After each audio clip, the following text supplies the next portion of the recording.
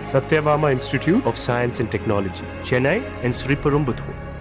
Sir தொடர்ந்து தமிழக விஜய் என்ன சொல்லியிருக்கிறாருன்னா திமுகவுக்கும் போட்டி தமிழ்நாட்டுல இருமுறை போட்டி தான் அப்படின்னு சொல்லியிருக்காரு.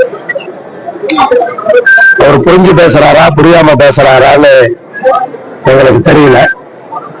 களத்திலே இல்லாத தாவேகா திமுகவுக்கு போட்டி அப்படின்னு பேசலாம். அவரும் என்னென்னவே பேசி பார்க்கிறாரு. திமுக காரங்க யாரும் அவர் சட்டப்படுறதே இல்லை. எங்க கூட்டணி அதை பத்தி நாங்க கவலைப்படுறதே இல்லை. ஆனா கள நிலவரம் அப்படி இல்லை. 23 வரைக்கும் பேசலாம். ஏப்ரல் 23 வரைக்கும் அவர் அதை பேசிக்கிட்டே இருக்கலாம். மே 4க்கு அப்புறம் காணாம போயிடுவார். எம்எல்ஏக்கள் இருக்கக்கூடாது, எல்லையை பாதுகாப்புனாக அவருக்கு என்ன தெரியும்னு அதை பேசுறாருன்னு எனக்கு தெரியல. அப்படி சொன்னா வர சொல்லுங்க, திருச்செங்கோட்டுக்கு வர சொல்லுங்க. திருச்செங்கோட்டு எம்எல்ஏ என்ன கொள்ளையடிச்சுன்னு சொல்லுங்க. தைரியம் இருக்கா அவருக்கு? கட்சிக்காரங்க யாருக்காவது தைரியம் இருக்கா? அந்த கட்சியில யார் வேணாலும் வரட்டும், திருச்செங்கோட்டுல என்ன கொள்ளையடிச்சுன்னு சொல்லுங்க. சும்மா இப்படியே சினிமா டைலாக் பேசியே ஒண்ணும் பண்ணிட முடியாது. அதை புரியாம யாரும் எழுதி கொடுக்குறாங்க, அதை அவர் பண்ணிட்டு இருக்காரு. தமிழகத்துல முக்கிய அரசியல் தலைவர்கள் போட்டி, ஆனா இது மட்டும் பாத்தீங்கன்னா நல்ல வேலை 2 நிறுத்திட்டாருல.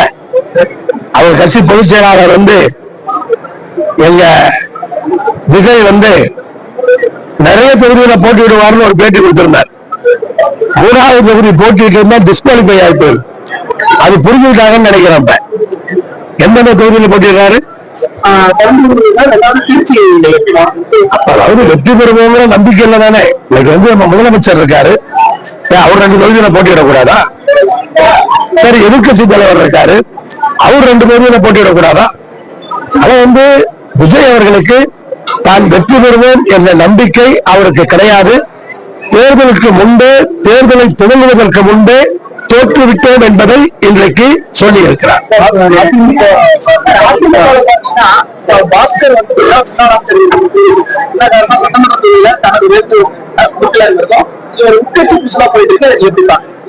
இல்ல, அவர் என்ன பண்ணிட்டாங்கன்னா, ஒவ்வொரு தொகுதியிலுமே 2 பேர் 3 பேருக்கு உனக்குதான் சீட்டுன்னு சொல்லி எல்லாத்தையும் வேலை பார்க்க வச்சிட்டாங்க. நடந்ததுதான். அங்கேயும் நாமக்கல்ல பாஸ்கர் அவர்கள் பணியை தூக்கி விட்டார் என்று எனக்கே தெரியும். அலுவலகம் போட்டார், சுவரெல்லாம் எழுதிட்டார். அவர் அப்ப போய் இல்லைன்னு சொன்ன அந்த எதிர்வினை இருக்கதான் செய்யும். அந்த எதிர்வினையை தான் நீங்க பாக்குறீங்க. அதிமுகவினுடைய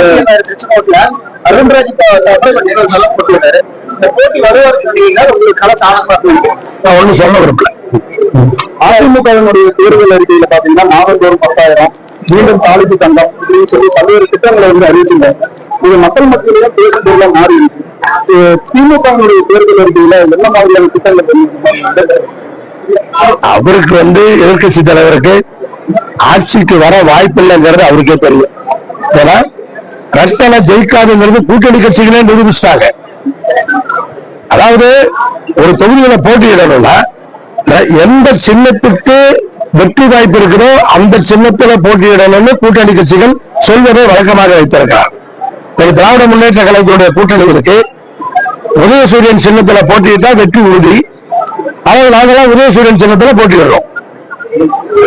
இன்னைக்கு அங்க என்ன, இதுவரைக்கும் அதிமுகல ரெட்டலை சின்னத்துலதான் போட்டியிட்டா வெற்றி பெறுவோம்னு சொல்லி கூட்டணி கட்சிகள் ரெட்டலையை தேர்ந்தெடுத்தாங்க.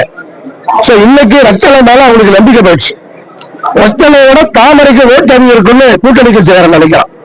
இப்ப தாமரைக்கு கீழே ரெட்டலை போயிடுச்சான்னு தெரியல, எனக்கு தெரியல.